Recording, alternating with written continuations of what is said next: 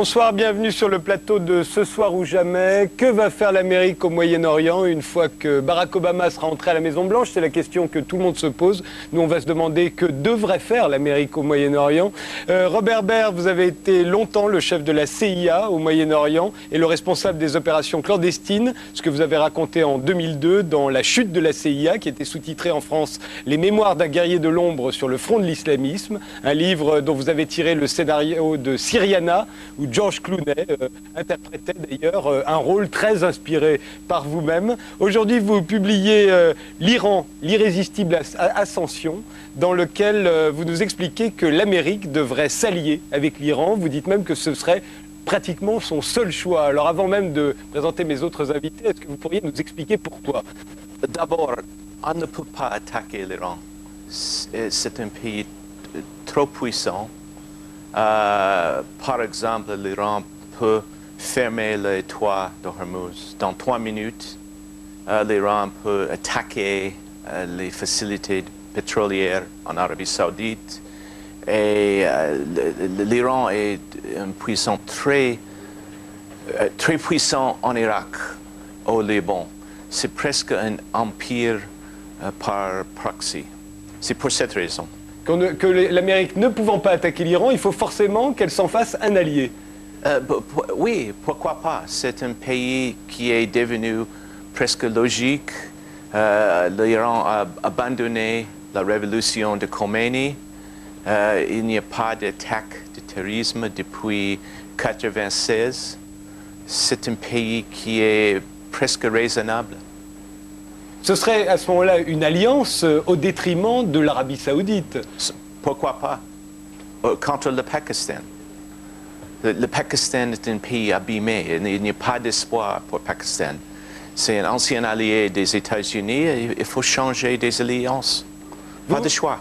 Vous dites que l'Iran est devenue très puissante en Irak, elle est devenue puissante au Liban. Est-ce qu'elle a également de l'influence sur les Palestiniens? Elle pourrait demain avoir un contrôle des lieux saints, par exemple, au détriment de l'Arabie Saoudite? Oui, pourquoi pas. Mecca, ce n'est pas important. Pour moi, je ne suis pas musulman.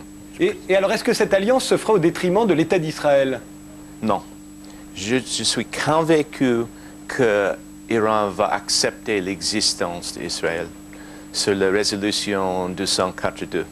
Dès l'instant où le Barack Obama accepterait de négocier avec l'Iran, vous imaginez que l'Iran reconnaîtrait l'État d'Israël?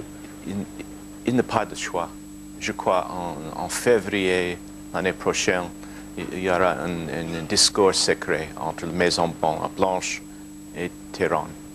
Eh bien écoutez, on va discuter de tout cela tout de suite. Je vous présente mes autres invités. Safo, vous avez très souvent chanté au Moyen-Orient, pour les Israéliens comme pour les Palestiniens. Vous avez d'ailleurs rencontré Yasser Arafat à plusieurs reprises. Vous avez également chanté à Bagdad, peu de temps avant l'invasion américaine. Votre dernier disque s'intitule Universel, il vient de sortir, et vous serez en concert les 18, 19 et 20 décembre au Café de la Danse.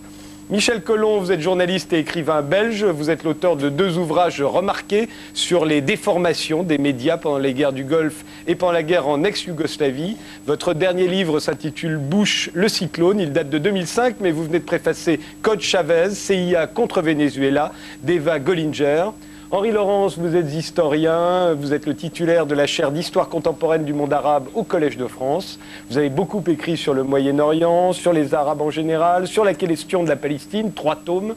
Votre prochain livre s'intitule L'Empire et ses ennemis. C'est sur l'idéologie de l'impérialisme et l'opposition à l'impérialisme, et ça sort le 15 janvier. Frédéric Ancel, vous êtes politologue. Votre géopolitique de Jérusalem vient d'être édité en poche et vous venez d'écrire un atlas géopolitique d'Israël, sous-titré Aspect d'une démocratie en guerre.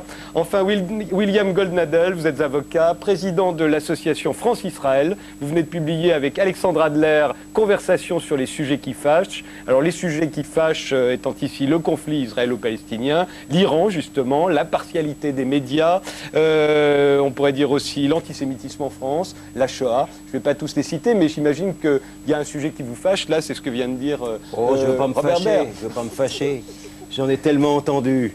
That's not a do-over, but I wish the intelligence had been different, I guess. Vous y croyez, George Bush, victime du renseignement américain, vous qui avez été chef de la CIA? Il ment 100%. parce que j'étais chef de renseignement de la CIA. Jusqu'en pour 1995, vous ne Oui. l'étiez plus. Il n'y a pas de renseignement. Ouais. Et il y a un type qui est venu en Jordanie qui a dit, c'est Saddam Hussein qui a détruit tous les armes nucléaires et tout. Il ment. Michel Collomb. Oui, Bush a menti effectivement avant la guerre, pendant la guerre et maintenant aussi.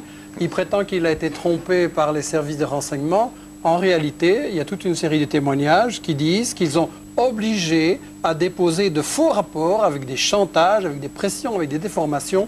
Bush voulait cette guerre qui avait été décidée depuis longtemps pour contrôler le pétrole et il a obligé les services de renseignement à déposer de faux rapports.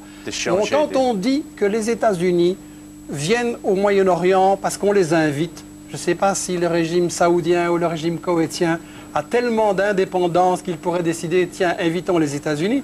Soyons sérieux, c'est des marionnettes. Et donc, quand les États-Unis disent invitez-nous, ben ça se passe. Le problème avec les États-Unis au Moyen-Orient, c'est qu'Israël sert de flic dans la région, sert de gendarme, parce que les États-Unis ont décidé que le pétrole, ça leur appartenait, que le pétrole du Moyen-Orient, ce n'est pas aux peuples arabes pour se développer, pour éliminer la pauvreté, c'est pour les multinationales comme Exxon, qui a fait l'an dernier seulement 40 milliards de dollars de bénéfices. C'est pas assez, donc il faut contrôler le pétrole partout dans le monde entier. Et si on me dit que non, c'est un problème différent au Moyen-Orient, il faut remarquer que les États-Unis veulent contrôler le pétrole partout dans le monde. Chavez, on a essayé de faire un coup d'État et de l'assassiner parce qu'il voulait aussi utiliser l'argent du pétrole pour éliminer la pauvreté. On a essayé le même coup avec Evo Morales en Bolivie. Maintenant, en Afrique, dès qu'on découvre du pétrole, après 5 minutes, les États-Unis sont là et disent « il nous faut une base militaire, on va envoyer la flotte, etc. » Le problème, c'est que les États-Unis ont décidé que le pétrole, ça leur appartient partout dans le monde et qu'ils veulent le contrôler partout. Un, pour les bénéfices énormes que ça rapporte, et deux, comme moyen de chantage, pour faire le chantage sur l'Europe, sur le Japon, sur la Chine, sur l'Inde, sur toutes les autres puissances, pour ainsi les bloquer avec le chantage énergétique. Donc Israël, il sert juste de flic dans cette stratégie-là. William Goldnadel. Au-delà des obsessions anti-israéliennes et anti-américaines de notre invité, je voudrais revenir, parce que je trouve qu'on a été un peu vite sur l'Iran, et je voudrais avoir l'opinion d'ailleurs de M. Baird là-dessus. Parce que je ne pense pas qu'on doive considérer comme totalement acquis le pouvoir iranien des mollahs aujourd'hui. Ça bouge en Iran. Le bazar, vous le savez bien, bouge. Les étudiants bougent aussi, donc les mollahs vont partir.